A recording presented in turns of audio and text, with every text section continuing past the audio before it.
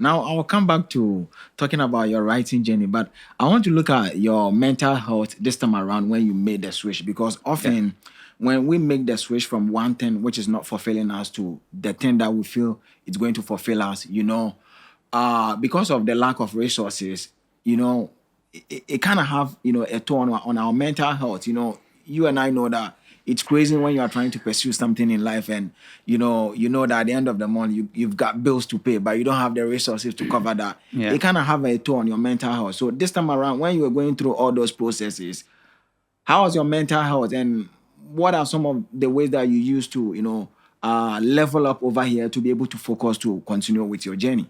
Yeah. So, I mean, I was lucky enough. Because you didn't have enough resources. No. And then the first book I wrote was, on spec. I had no publishing contract or anything. I just started writing it because I thought it should exist. So, I mean, I was lucky in that I always sort of had self-belief that it would work out in terms of a career. Maybe I was naive because there are a lot of, people in writing that think they will sort of make it big, but they don't. But often that's in fiction, novels. It's very, very competitive. In non-fiction, you find a particular niche and you become an expert in it. Yeah. And then people will come to you. Yeah. So the mental health, I mean, I guess it was hard, the sort of gap between what you believe you are and what you're providing.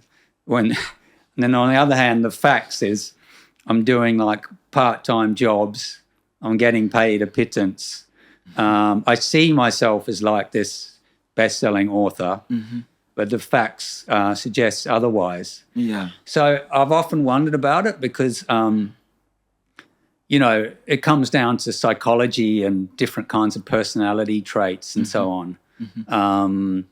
You might have, quite a lot of self-belief, or you might not.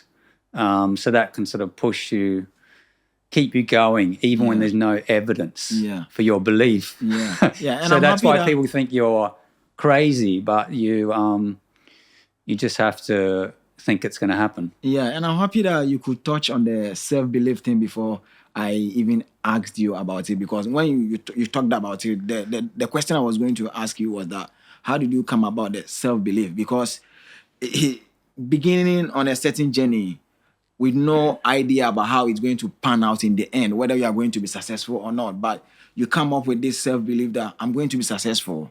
Something must, are like called for it. You must have known something. And because of that, you had that self-belief. So I want to know how you came about that self-belief. Well, this is very, very interesting area, and I've just written a newsletter about it because you can call it self-belief, but other people call it like a sort of sense of destiny, which sounds a very grand term, almost like woo-woo. Yeah. But if you look at a lot of these sort of successful people in history, they had this self-belief and there was no reason for it. Yeah. It was more like they had sort of supernormal beliefs. And there's this story like Napoleon when he was a kid. So, like a fortune teller woman sort of gave him this jewel and said, I think you're going to be emperor of France. And like, who believes these fortune tellers, right? Yeah. But in a way, it didn't matter because he believed her. And from that point, because he believed it, that became his belief about himself. So he had this like sense of destiny that something was going to happen. So where does this sense come from of like deep self-belief? So it might come to you early in life. Like Churchill had this feeling when he was 16 that he would like come to save, Britain or save the West. And if on a practical sense, you can say, well, he had an ancestor who was like this great general in Britain. So he had that in his mind, like that's my heritage. But on the other hand, it's quite possible to manufacture this deep sense of self-belief Well, how can you do that?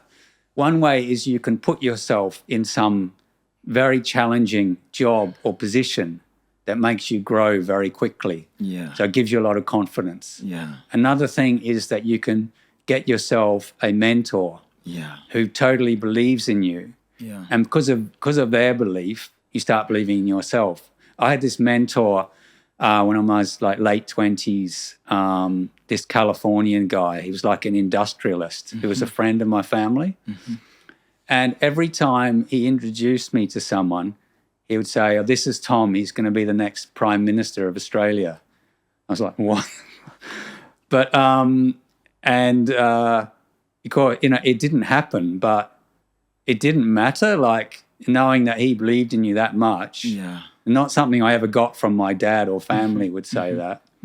But it only takes one person to have that. Yeah. And then suddenly this sort of sense of, something great can happen, can build in you, whether you have it naturally or you manufacture it. Yeah. It's just super important. Yeah. And it can get you over any kind of challenge or difficulty. Yeah. Yeah. Now, talking about Winston Churchill's, way of cultivating self-belief for himself towards his journey. Yeah. Would you advise that in trying to cultivate self-beliefs within ourselves, we can also look at our family heritage, people who have, come before us, their legacy, and also, take inspiration from there and say that this is what the people who came before me did, so I could be able to also do something. Yeah, for sure. So, it might take you a bit of time to look through the family tree. Yeah. Some people to find someone remarkable or whatever. But, there's usually someone or a friend of the family, etc. But, it's not always necessary. For instance, I was reading about Bob Dylan recently, and he came from a very unremarkable town, Midwest of America. His parents are very unremarkable. And his original name was, Robert Zimmerman. So he invented a new name. He sort of created a persona from nothing just by absorbing all the musical influences of his time. And he created this sort of air around himself that he was, something different. And he had this mentor too called Woody Guthrie, and he studied his songs and learnt them and sort of copied all the mannerisms. So if you don't have anyone in your background who sort of inspires you or is remarkable, it's totally possible just to create a new persona from nothing. And in a way, it's more freeing because you can, there's no limit really to what you can sort of manufacture. But yeah, if you do have people in your family that did something, that's a sort of it can be an advantage. Yeah.